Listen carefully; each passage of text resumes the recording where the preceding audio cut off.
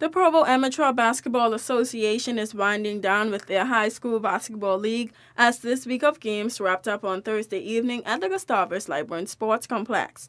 In Game 1, it was the British West Indies Collegiate Spartans taking on the Edward Gotland Youth Center in a very close and competitive game. So competitive that it was too close to call and would come down to the final seconds. Although a low-scoring game, both teams played with a sense of urgency as they both needed the win. In the final seconds, the Spartans would put up a good shot, and after a rush missed shot by the Youth Center and a bad possession, the Spartans would hold out for the win by one. Final score 27-26. A very good game for both teams.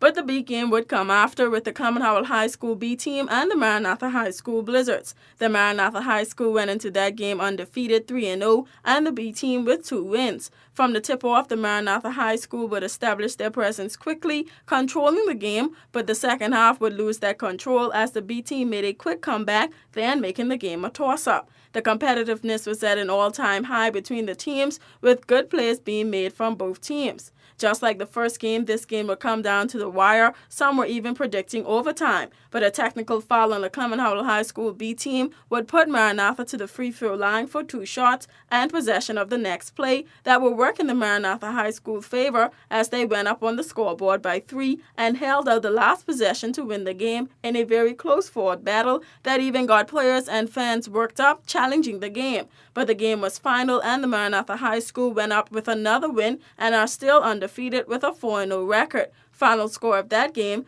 33-30. Some sports news from the TCI Football Association.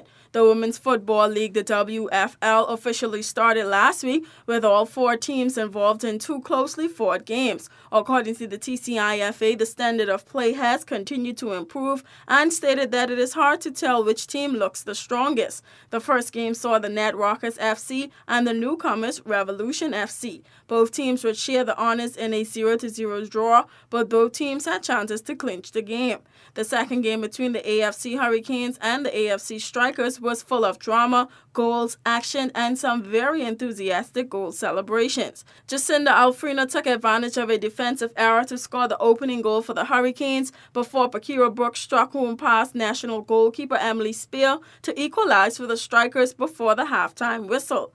A strong run by Christina Hang saw the ball fall to Ruth Francois, who passed it on to Sarah Scenery to easily slot the ball away for a 2-1 Strikers lead. However, Hurricanes captain scored from a long-range free kick to even the score, which ended in a tie match. Net Rockers take on the Strikers on October 31st at 4 p.m. for what promises to be a very close and exciting game.